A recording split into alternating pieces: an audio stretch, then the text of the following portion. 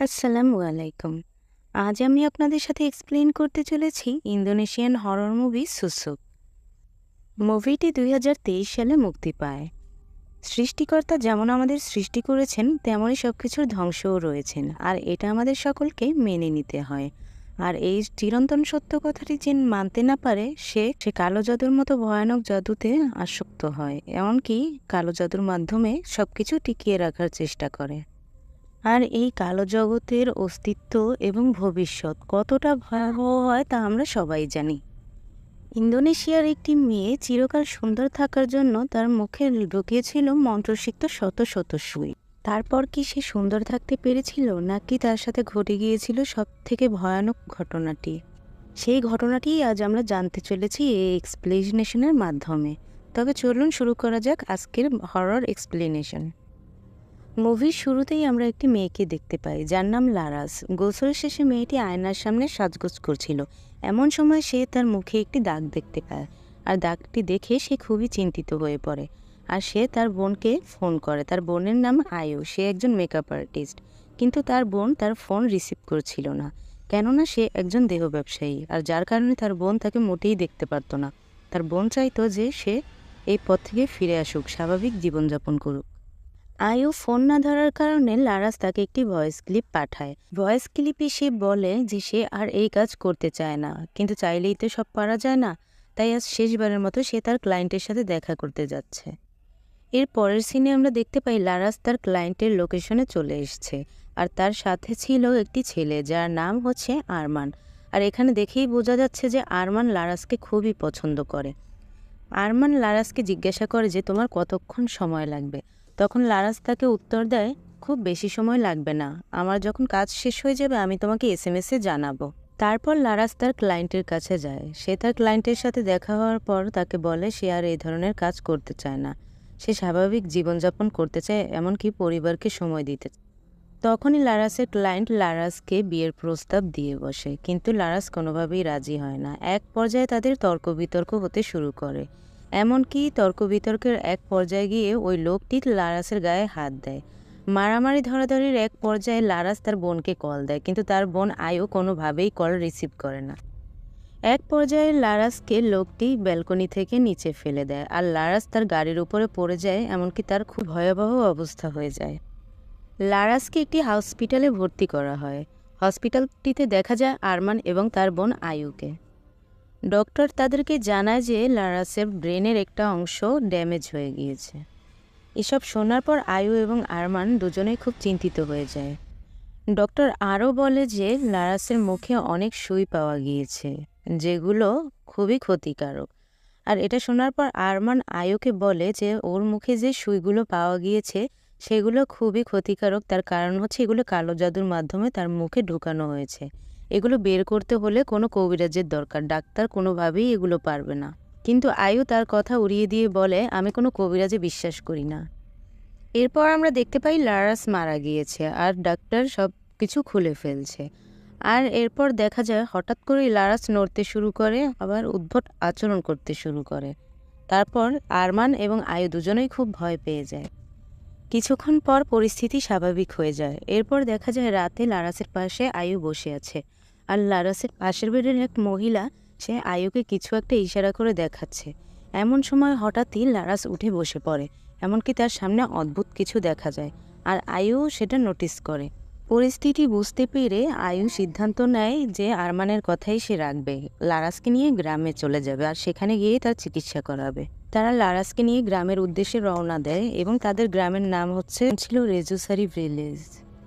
ছোটবেলায় তারা এই গ্রামেই থাকতো। গ্রামে ফিরে যাওয়ার পর তারা তাদের পুরাতন বাড়িতেই ওঠে, আর সেখানে লারাসকে নিয়ে থাকতে শুরু করে। এরপর দেখা যায় আয়ু সমস্ত ঘর পরিষ্কার করছে, আর এমন সময় সে একটি পারিবারিক অ্যালবাম খুঁজে পায়।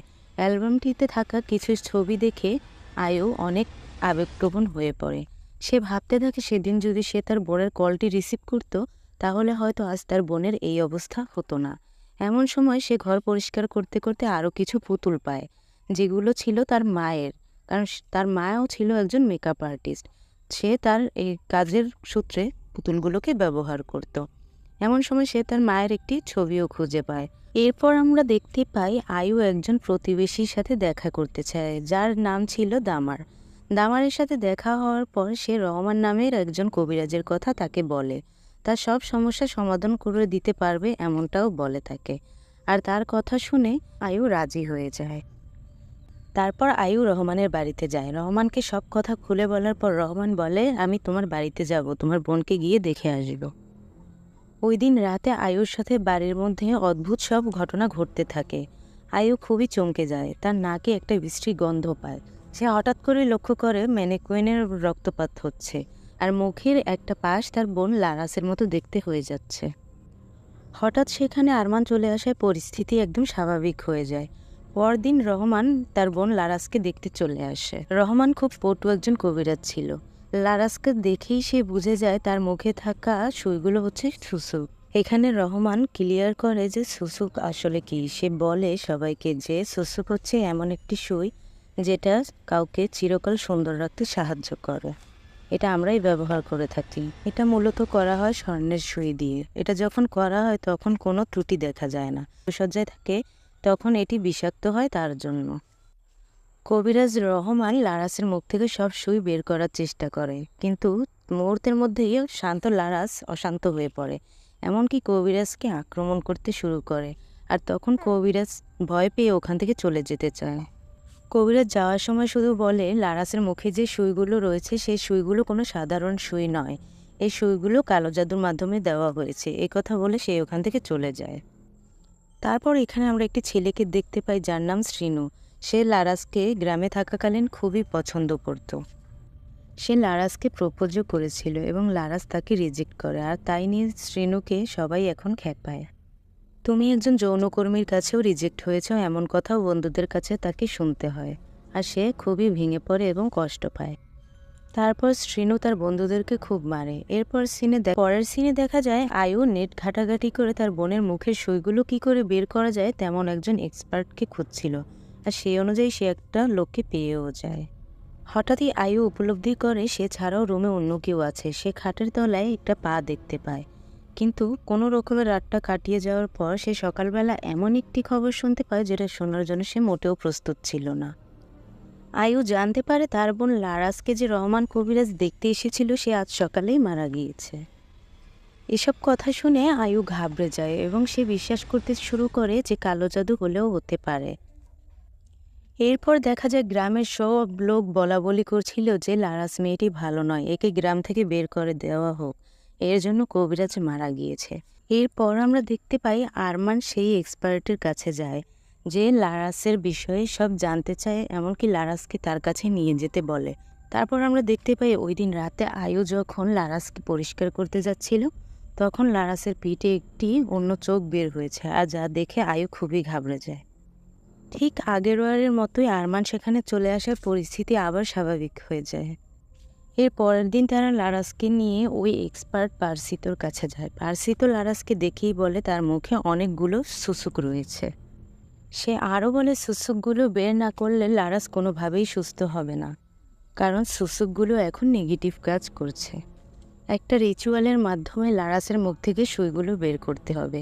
এরপরে সে আয়ু এবং আরমানকে অন্য একটি রুমে পাঠিয়ে দিয়ে একটা সাদা পর্দা টানিয়ে ভিতরে লারাসকে রেখে তার রিসার্চ শুরু করে। এরপর সে মন্ত্র পড়তে শুরু করে, আর এমন মনে হচ্ছিল যে তার সাথে একটা অশরীরী আত্মার লড়াই হচ্ছে। এক পর্যায়ে আমরা দেখতে পাই লারাসের মুখ থেকে অনেকগুলো বাদর বের হয়ে আসছে। তার অনেক কষ্ট হচ্ছিল, আর সেসব শব্দ শুনতে পেয়ে বাইরে থেকে আয়ু কান্না করছিল, কারণ এই পৃথিবীতে তার বোন ছাড়া তার আর আপন বলতে কেউই ছিল না। এক পর্যায়ে আমরা দেখতে পাই লারাসকে শান্ত করার জন্য কবিরাজ মুরগির রক্ত পান করায় লারাসকে। অনেক ধস্তাধস্তির পরে পারসিতো তার রিচুয়াল শেষ করে। এরপর সে বলে লারাসের মুখে থাকা সবগুলো সুসুকি সে বের করতে পেরেছে। সে আরও বলে শুধুমাত্র একটি সুসুক সে বের করতে পারেনি, যেটি খুবই শক্তিশালী ছিল। এমনকি সে আরও বলে যদি সেটা সে জোর করে বের করতে যায় তাহলে লারাসের মৃত্যুও হতে পারে। এসব কথা শুনে আরমান এবং আয়ু খুবই চিন্তিত হয়ে পড়ে এবং তারা লারাসকে নিয়ে সেখান থেকে বাসায় চলে যায়। এরপর আমরা দেখতে পাই আস্তে আস্তে লারাস অনেকটাই সুস্থ হয়ে উঠছে। এমনকি এসব দেখে আরমানও খুব খুশি হচ্ছে, কারণ সে লারাসকে খুব ভালোবাসত। দিন যখন সেখানকার বাজারে আয়ু বাজার করতে যায়, সেখানকার মানুষজন তাকে যা নয় তাই বলতে থাকে। তারা বলতে থাকে লারাসের জন্যই রহমান কবিরাজ মারা গিয়েছে। এমনকি তারা এটাও বলতে থাকে যে লারাস এবং আয়ুর পরিবার এই গ্রামের জন্যও একটা অভিশাপ। কেন তার পরিবার গ্রামের জন্য অভিশাপ তা তো আমরা একটু পরেই জানতে পারবো। সেখান থেকে অপমানিত হয়ে আয়ু যখন চলে যাচ্ছিল, তখন পথের মধ্যেই শ্রীনু নামের সেই ছেলেটির সাথে তার দেখা হয়। শ্রীনু আয়ুকে বলতে থাকে যে সে তাদের সাহায্য করতে চায়, কিন্তু আয়ু অস্বীকার করে। এক পর্যায়ে সে বলতে থাকে যে তুমি আর তোমার বোন আপন নও, কারণ তোমার মা ছিল একজন দেহ ব্যবসায়ী। আর এই কথা শুনে আয়ু খুবই রেগে যায়, এমনকি শ্রীনুকে চড়থাপ্পড় মারে। আর তখন শ্রীনু বলে, আমার কথা বিশ্বাস না হলে দামারকে গিয়ে জিজ্ঞেস করতে পারো। আর তখন রেগে সেখান থেকে আয়ু চলে যায়। সব কথা জানার জন্য আয়ু দামারের কাছে যায়, আর তখন দামার তাকে সব কিছুই খুলে বলে। সে বলে, তোমার মা অত্যন্ত সুন্দরী একজন নারী ছিলেন, এই গ্রামের সবাই তাকে চাইতেন।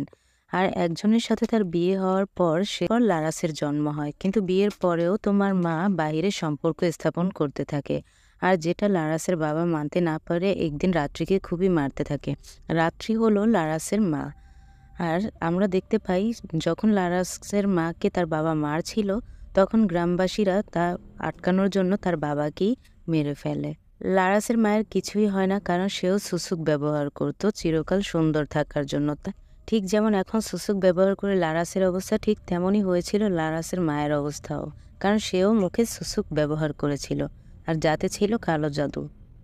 লারাসের মায়ের মুখ থেকে সুসুকগুলো বের করার জন্য সে সময় একজন তান্ত্রিক মহিলাকে ডাকা হয়, কিন্তু সেই মহিলা সুসুকগুলো বের করতে পারে না। আর এক পর্যায়ে গ্রামবাসীরা সিদ্ধান্ত নেয় সবাইকে রক্ষা করতে হলে লারাসের মাকে জিন্দা দাফন করার, আর সেই অনুযায়ী কাজ করা হয়। এসব কথা শুনে আয়ু খুবই চিন্তিত হয়ে পড়ে। পরে দেখা যায় লারাসের রুমে বসে সে এইগুলো ভাবছিল এবং লারাসের চুল আঁচড়িয়ে দিচ্ছিল। আর হঠাৎই সে এগুলো ভাবতে ভাবতে সেখানেই ঘুমিয়ে পড়ে। যখন হঠাৎ তার ঘুম ভাঙে, সে দেখে সেখানে লারাস নেই। সে হন্তদন্ত হয়ে লারাসকে খুঁজতে শুরু করে। সে বাইরে এসে দেখে তার মা রাত্রি লারাসকে নোংরা পানি দিয়ে গোসল করিয়ে দিচ্ছিল। এসব দেখে আয়ু অনেক ঘাবড়ে যায়। আর এমন সময় সেখানে আরমান চলে আসায় আবার সেই আগের মতোই পরিস্থিতি স্বাভাবিক হয়ে যায়। পরদিন আমরা দেখতে পাই লারাস আবার অসুস্থ হয়ে পড়েছে, এমনকি তার সমস্ত শরীরের মাংসপেশিগুলো মৃত মানুষের মতো হয়ে যাচ্ছে। তারপর দেখা যায় আরমান বলতে থাকে আয়ুকে যে চেষ্টা ছেড়ে দিতে। আর তখন তাদের মধ্যে তর্ক বিতর্ক হতে থাকে, কারণ আয়ু কোনোভাবেই চেষ্টা ছাড়তে চাচ্ছে না। তারপর দেখা যায় সেখানে দামার চলে আসে, আর দামার এসে তাদেরকে শেষ চেষ্টা স্বরূপ সেই মহিলার কাছে নিয়ে যেতে বলে, যে কিনা তাদের মা রাত্রির সুসুকগুলো বের করতে ব্যর্থ হয়েছিল। তারপর দেখা যায় আয়ু এবং দামার দুজনে মিলে ওই মহিলার খোঁজে চলে যায়, আর আরমান লারাসের কাছে তার দেখাশোনা করার জন্য থেকে যায়। কিন্তু যখন দামার এবং আয়ু ওই মহিলার খোঁজে সেখানে যায়, তখন তারা জানতে পারে সে আরও 1 বছর আগেই মারা গিয়েছে। এরপরে আমরা লারাসের রুমে আরমানকে দেখতে পাই। লারাস হঠাৎ করেই একদমই সুস্থ হয়ে গিয়েছে এবং আরমানের কাছে আসতে চাইছে। আর যেহেতু আরমান লারাসকে খুবই ভালোবাসতো, তাই সেও তার ডাকে সাড়া দেয়। তাদের এমন মিলনের অবস্থায় সেখানে চলে আসে আয়ু। আর আয়ু এভাবে আরমানকে দেখে অনেক রেগে যায়, যেহেতু তার বোন অসুস্থ ছিল। কিন্তু আরমান তাকে বোঝানোর চেষ্টা করছিল, কোনোভাবেই কাজ হচ্ছিল না। আয়ু সেখান থেকে আরমানকে বের করে দেয়। সে দেরি না করে দামারের কাছে চলে যায় এবং গিয়ে বলে যে লারাসের দেহে কোনো প্রাণ নেই, কারণ অলরেডি সেখানে পোকামাকড়ের বসবাস শুরু হয়ে গিয়েছে। এদিকে আমরা দেখতে পাই গ্রামের সেই ছেলে শ্রীনুকে, যে গ্রামের কিছু ছেলেপেলেদের নিয়ে আয়ু এবং লারাসের উপর প্রতিশোধ নেওয়ার জন্য তাদের বাড়ির বিদ্যুতের লাইন কেটে দেয়। আর এসব আরমানও দেখতে পায়, আর তখন আরমানের সাথে শ্রীনু এবং তার বন্ধুদের মারামারি হয়। এরপর দেখা যায় ঘরে যেহেতু বিদ্যুৎ নেই, তাই একটি কুপি জ্বালিয়ে আয়ু হাঁটছে।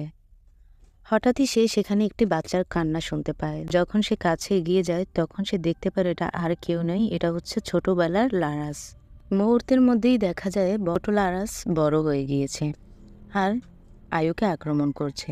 এমন সময় সেখানে সেই এক্সপার্ট চলে আসে, যে লারাসের মুখ থেকে সেই সুসুকগুলো বের করেছিল, যার নাম ছিল পার্সিত।